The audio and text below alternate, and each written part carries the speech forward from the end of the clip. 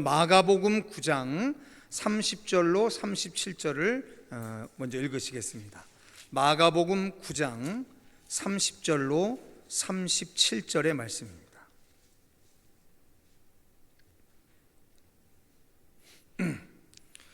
자, 저랑 한 절씩 교독해서 읽으시고 마지막 끝절은 합독하겠습니다. 마가복음 9장 30절부터 37절까지입니다. 그곳을 떠나 갈릴리 가운데로 지날새 예수께서 아무에게도 알리고자 아니하시니 가르치시며 또 인자가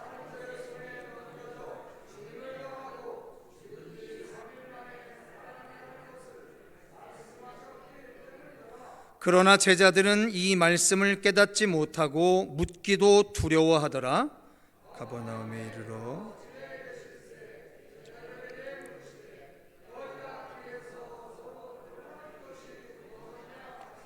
그들이 잠잠하니 이는 길에서 서로 누가 크냐 하고 쟁론하였음이라.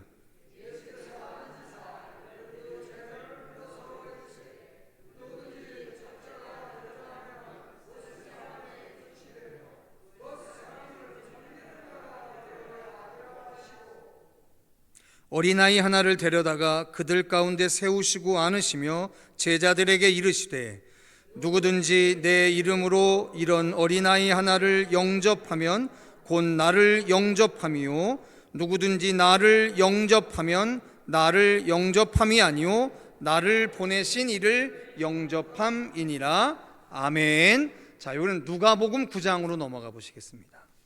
누가복음 9장입니다.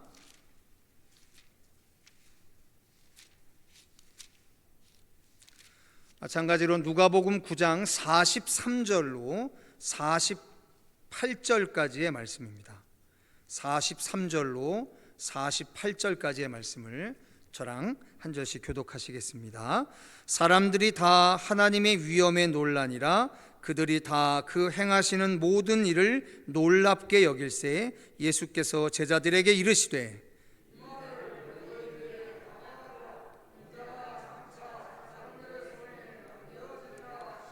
그들이 이 말씀을 알지 못하니 이는 그들로 깨닫지 못하게 숨긴 바 되었음이라. 또 그들은 이 말씀을 묻기도 두려워하더라. 예수께서 그 마음에 변론하는 것을 아시고 어린아이 하나를 데려다가 자기 곁에 세우시고 그들에게 이르시되 누구든지 내 이름으로 이런 어린아이를 영접하면 곧 나를 영접함이요 또 누구든지 나를 영접하면 곧 나를 보내신 이를 영접함이라. 너희 모든 사람 중에 가장 작은 그가 큰 자니라. 아멘. 자, 이제 오늘 본문인 마태복음 17장으로 앞으로 좀 넘어가 보시겠습니다. 마태복음 17장 22절 23절 두 절하고 18장 1절에서 5절을 함께 읽으시겠습니다. 자, 마태복음 17장 22절 23절 그다음에 18장 1절로 5절까지입니다. 제가 먼저 읽겠습니다. 갈릴리에 모일 때에 예수께서 제자들에게 이르시되 인자가 장차 사람들의 손에 넘겨져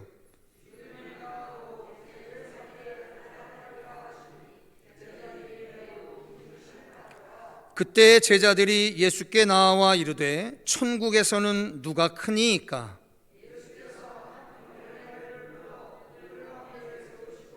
이르시되 진실로 너희에게 이르노니 너희가 돌이켜 어린아이들과 같이 되지 아니하면 결단코 천국에 들어가지 못하리라.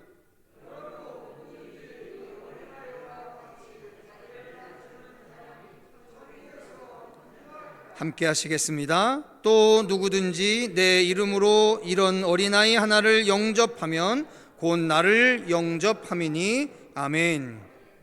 할렐루야. 오늘 새벽에 온라인과 오프라인으로 한 40여 분의 우리 성도들이 기도해 주셨고 또 오늘 오전에 우리 청계열린 전도대 개강을 위해서 20여 분이 또 기도원에 가서 또 열심히 기도해 주셨고 또 금식 기도자들이 배후에서 금식 기도하고 있고 또 오늘 이 저녁 예배 가운데 온라인과 오프라인으로 40에서 50여 명의 우리 성도들이 또다시 예배하고 있습니다. 그리고 여러분들이 예배하는 사이에 또 우리 성도들 중에서 아픈 환우들이 아주 극단의 위기들을 잘 또 한 곱이 한 곱이 넘어가면서 이제 치료를 하고 있습니다. 사순절 이 평화와 나음을 입는 새벽 기도회 뿐만 아니라 이 모든 영적인 여정 안에 우리 교회가 어느 순간이 되면, 이제까지는 뭐 긴가민가 하고 오셨겠지만 어느 순간이 되면 1년의 이 시기에 이 40일의 여정을 통해서 우리 교회 안에 한 해를 살아낼 수 있는 거룩한 영혼 유계의 치유와 또 샬롬의 은총이 가득한 은혜의 시즌이 될 수 있었으면 좋겠습니다. 부디 이 거룩한 여정 가운데 우리 믿음 가운데 믿음으로 함께 하시는 저와 여러분 우리 청계열린교회 공동체 되시기를 다시 한번 주님의 이름으로 축원합니다. 저는 오늘 조금 문학 제목과도 같은 제목을 가지고 예수님의 이야기를 전하려고 합니다. 무서움과 근심의 사이라는 제목입니다. 지금 제가 여러분들에게 이 병행 본문, 일컬어 평행 본문이라고 하는 이 동일한 본문을 마가복음, 누가복음 그리고 마태복음 순서대로 읽은 이유는 명백한 이유가 있습니다. 오늘 원 본문으로 삼은 마태복음은 지금 마가복음하고 누가복음하고는 달리 그 중간에 성전세를 내는 기사 하나가 더 들어가 있는 거죠. 근데 원래 마가복음하고 누가복음은 지금 두 번째 예수님의 십자가에서 죽음과 부활에 대한 예언과 누가 크냐에 대한 제자들의 논쟁이 붙어있는 이야기인데, 마가하고 누가는, 마태복음은 그 사이를 딱 끊어내고 성전세 반세계를 내는 이야기에 대한 것을 싹 끼워 놓은 거죠. 그래서 원래는 17장 22절 23절 18장 1절에서 5절이 한 묶음의 이야기이다 라고 하는 것을 좀 먼저 인지시키고 말씀을 조금 나눌까 해서 이렇게 성경을 좀 순서를 바꿔서 읽었던 겁니다. 여러분, 우리 지금 수요 새해인 예배 때는요 사복음서 병행 본문을 가지고 설교를 하고 있습니다. 이 이유는 지금은 여러분들이 다 캐치하지 못하겠지만 어느 순간이 되면 왜 하나님이 우리에게 예수에 대한 이야기를 마태복음 하나만 주셔도 되고 마가복음 하나만 주셔도 되고 누가복음 하나만 주셔도 되고 요한복음 하나만 주셔도 되는데 마태, 마가, 누가, 요한이라고 하는 왜 똑같은 예수의 이야기인 것 같은 걸 4권이나 줬느냐에 대한 그 이해가 어느 순간인가 여러분들에게 깨달아지는 때가 오게 될 겁니다. 그 전까지 우리는 어느 각각의 복음서에 나와 있는 각각의 사건이 다른 복음서에는 어떻게 기록이 되어 있는지를 습관적으로 자꾸만 보려고 하셔야 합니다. 그래야만 우리가 한 복음서만 보시게 될 때 어쩔 수 없이 미달되어지는 우리의 이해를 최대한 보완할 수 있게 됩니다. 자, 오늘 여러분들이 읽으신 이 장면에 똑같은 상황인데 단어를 조금 달리 표현한 부분이 나옵니다. 그게 오늘 설교의 제목입니다. 자, 마태복음 17장 23절은 뭐라고 얘기하냐면 죽임을 당하고 제3일에 살아나리라 하시니 제자들이 매우 근심하더라, 이렇게 써 있습니다. 매우 근심하더라라고 해요. 즉 예수님께서 두 번째 십자가에서 죽음과 부활에 대한 예언을 하니까 제자들이 저게 무슨 뜻일까 묻지도 못하고 그저 근심만 했다라고 하는 장면인 거죠. 그런데 똑같은 병행 본문인 마가복음 9장에서는 그러나 제자들은 이 말씀을 깨닫지 못하고 묻기도 두려워하더라, 이렇게 써놨습니다. 좀 근심보다는 조금 더 강력한 단어인 두려워했다라고 하는 단어로 번역을 해놨고요. 마지막 누가복음도 뭐라고 되어 있었냐면 그들이 이 말씀을 알지 못하니 이는 그들로 깨닫지 못하게 숨긴 바 되었음이라. 또 그들은 이 말씀을 묻기도 두려워하더라 라고 되어 있습니다. 자, 성도 여러분, 요 단순한 요 문장 세 가지만 딱 구분해도 우리가 한 가지 알 수 있는 것이 있습니다. 성도 여러분, 왜 예수님의 제자들은 예수님이 이야기하는 십자가에서 죽음과 사흘 만의 부활에 대한 이야기를 왜 깨닫지 못했을까요? 왜?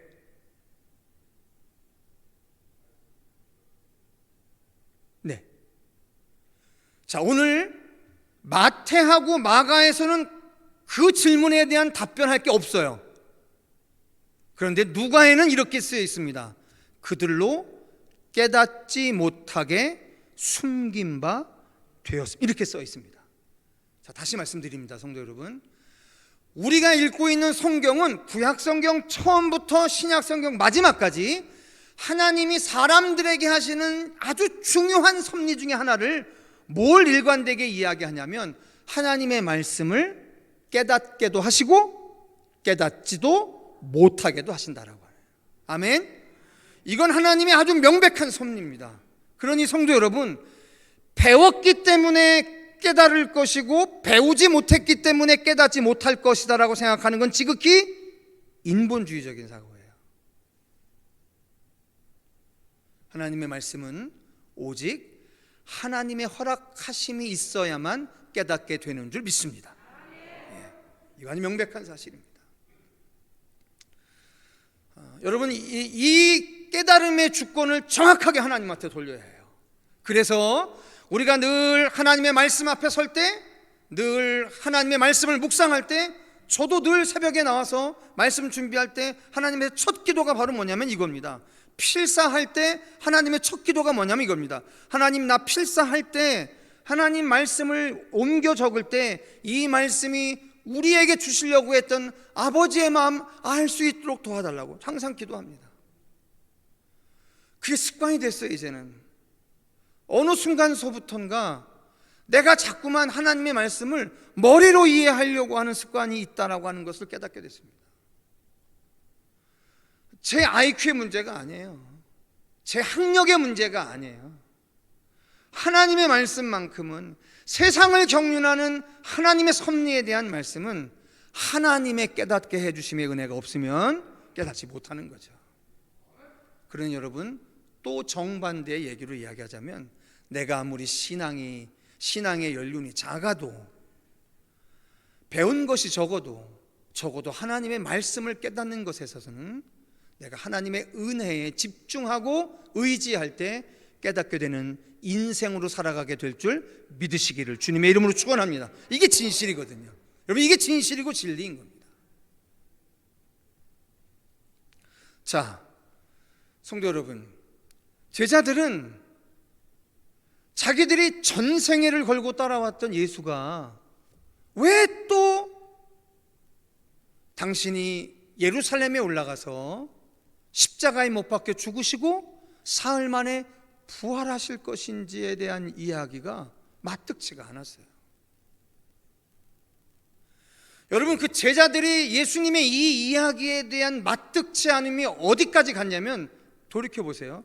예수님은 분명히 뭐라고 얘기했냐면 죽임을 당하고 제3일에 살아나리라 라고 말씀하셨는데, 제자들의 귀에, 제자들의 마음에, 그 믿음에 묻는 마음에는 무슨 얘기가 크게 들렸을까요?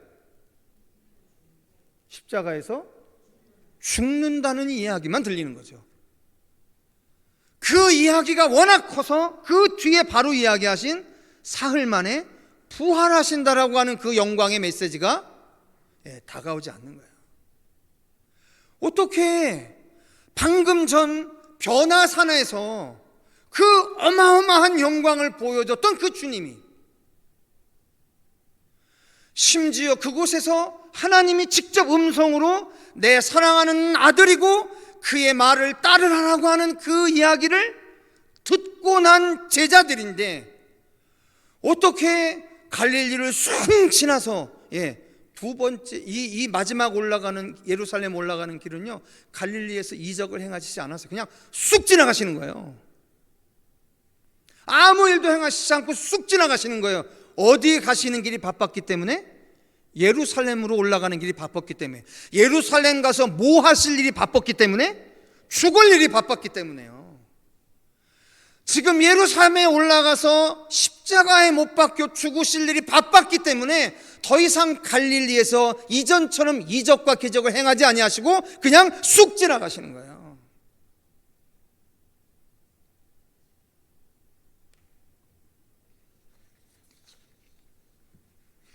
자, 그런데 이 이야기를 듣고 두려움도 있고 근심도 있었던 이들이, 여러분, 두려움이란 감정은 뭐 때문에 생겼을까요?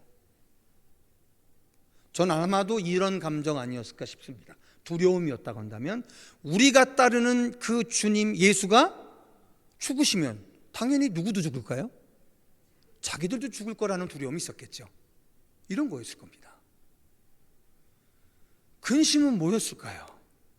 그거보다 조금 낮은 것 같은 근심은 뭐였을까요? 우리가 가족도 버리고 배도 버리고 생업도 다 버리고 우리의 전 생애를 걸고 따랐던 그 예수가 죽으면 난 이제부터 뭐 먹고 살지? 라는 근심이었을 겁니다. 이 두려움, 이 근심이 지금 제자들에게, 예수에게 그 말씀이 무슨 의미인지를 묻지 못하게 하고 있다는 거예요. 여러분, 이게 되게 묘합니다. 예수가 하나님의 섭리 가운데 예정되어진 일들을 쭉 던진 건데 그 이야기를 자기식대로 해석한 제자들이 행여 그것이 가지고 있는 의미를 물었을 때 그 해답이 자신에게 줄 그 무언가를 무서워하고 근심하고 있는 거예요. 그러던 중에 무슨 일이 벌어졌느냐? 제자들끼리 서로 누가 크냐에 대한 논쟁을 하기 시작을 했던 거예요. 자, 예수님은 지금 예루살렘에 왜 가고 계시냐면 죽으러 가시는 거예요. 그죠? 명백히 말씀을 하셨어요. 그런데 그 말씀에 대한 진의를 이해하지 못하는 제자들은 결국 모여서 뭔 짓을 하고 있는 거냐면 네가 크냐 내가 크냐에 대한 이야기를 하고 있는 거예요.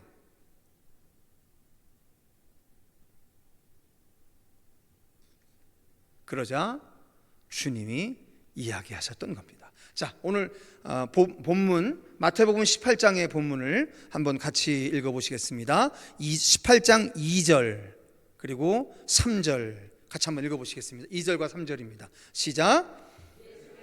한 어린아이를 불러 그들 가운데 세우시고 이르시되 진실로 너희에게 이르노니 너희가 돌이켜 어린아이들과 같이 되지 아니하면 결단코 천국에 들어가지 못하리라. 아멘. 성도 여러분, 여기에서 어린아이를 비유한 이유가 뭘까요? 어린아이의 어떤 모습을 가지고서 설명하시고 싶었던 것일까요? 어린아이의 순진함? 어린아이의 순전함? 그것도 맞지만 사실은 그것과는 좀 다른 의미입니다.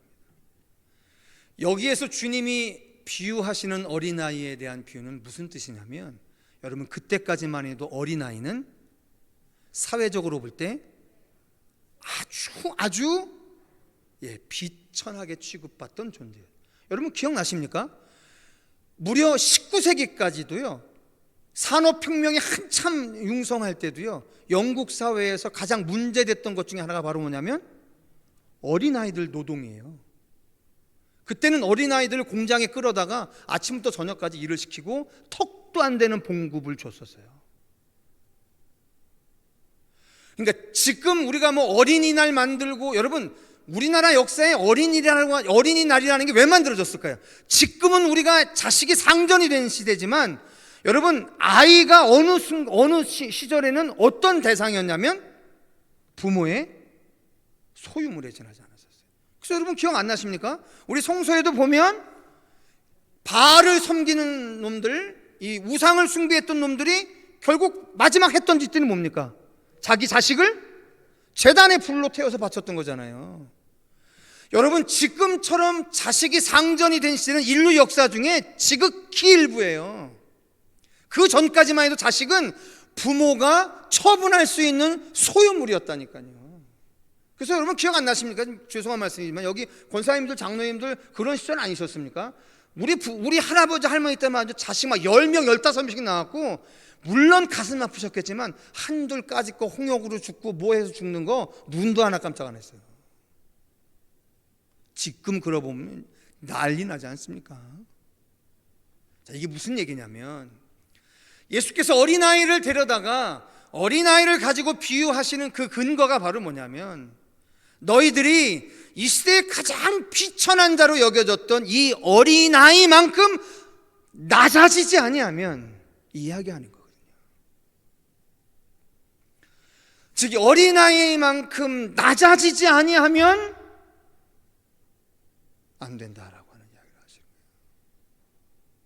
즉 나로 말미암아 이 땅에 비로소 시작된 종말론적인 하나님의 나라, 천국은 어떤 나라냐면 서로 높아지는 것을 경쟁하는 나라가 아니라 서로 낮아지고 섬기는 것을 자랑하는 나라라는 사실을 이야기하시는 거예요. 내가 왜 죽어야 하느냐? 내가 피조물에게, 창조주인 내가 왜 죽어야 하느냐? 창조주가 피조물에게 죽임을 당하는 그 낮아짐의 끝판까지 가지 아니하면 이 땅의 인류를 구원할 수 없기 때문인 거죠. 그게 예수로 말미암아 이 땅에 본격화되어지기 시작한 하나님의 나라의 질서였거든요. 그런데 내가 가서 죽임을 당하고 제3일에 살아나리라라고 하는 예수의 그 이야기를 제자들은 듣고서 이해도 안 가고 이게 무슨 뜻인지 묻기도 두렵기도 하고 근심도 됐던 거예요. 자, 이제 이 정도의 배경을 가지고 성도 여러분, 제가 한 가지만 오늘 말씀 좀 드리고 싶습니다. 성도 여러분, 우리요 어느 순간 어느 한계치부터 주님한테 기도하지 않는 바가 있지 않나요? 우리가요 묘하게 어느 순간서부터 주님한테 기도하지 않아요. 왜냐하면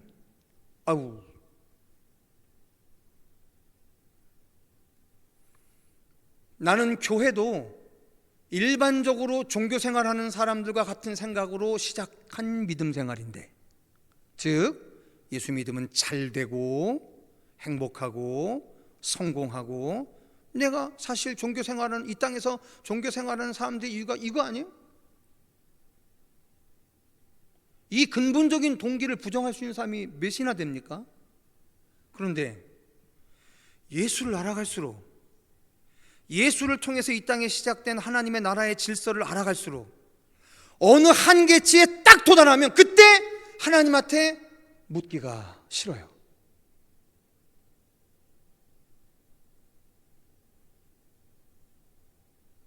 지난 2주간, 3주간에 걸쳐서 주일날 강단에서 여러분들에게 분명히 기록되어진 말씀으로 다시금 기억나게 해드렸던 것처럼, 나도 바나바처럼, 나도 아나니아 삽비라처럼, 나도 누구처럼 내 재산 다 팔아서 사도들 앞에 놀라고 하면 어쩌지? 나도 누구처럼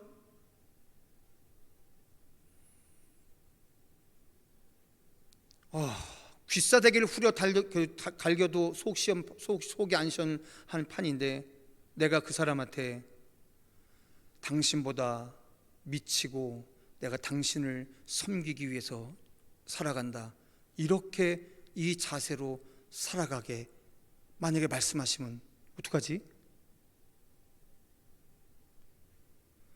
나는 적어도 이 교회를 위해서 수십 년 동안 예배 생활, 헌금 생활, 모든 봉사 생활 다 감당하고 살아왔는데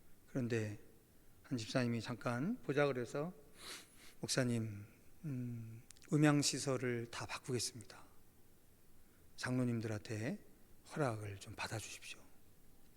알겠다고 얘기를 다 들어보니까 충분히 진정성이 있고 그래서 한 3천만 원에서 5천만 원 정도 아마 시설비가 들 거라고 예상이 들어서 헌금을 해서 교체를 하겠습니다. 그러면서 마지막 한 얘기가 제 가슴에 남습니다. 목사님, 저는 우리 교회가 1,000명, 2,000명 모이는 교회를 꿈꿔본 적은 한 번도 없습니다. 근데 한 가지는 꿈을 꿉니다. 조용하지만 정말 진짜 예수의 이야기들, 진짜 예수의 삶을 살아가는 사람들의 교회였으면 좋겠다.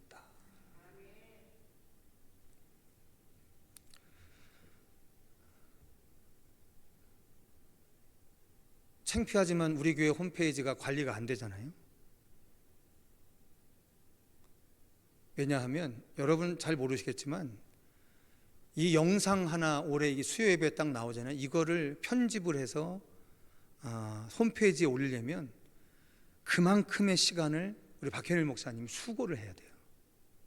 근데 하루에 새벽 기도, 오늘 같은 경우에는 그렇죠? 몇 번의 예배들이 있고 한데 그거 쉽지 않습니다.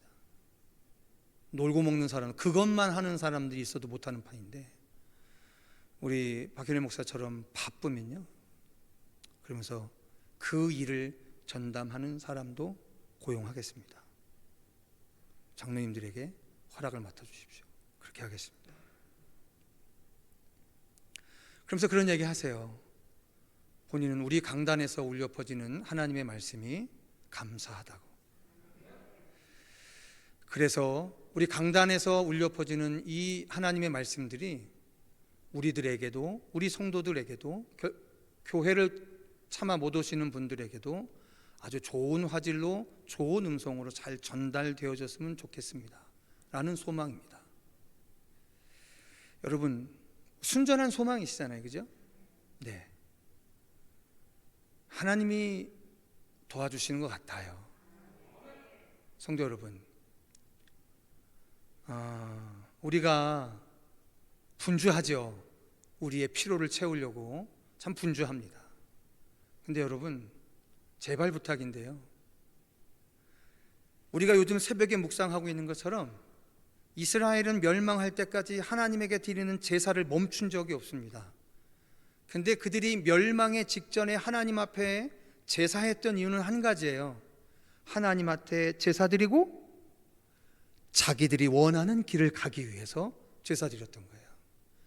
하나님 앞에 제사 드리고 하나님의 뜻을 구하려고 했던 게 아니라 하나님 앞에 제사 드리고 그리고 자기 길을 가기 위해서 제사했던 거예요.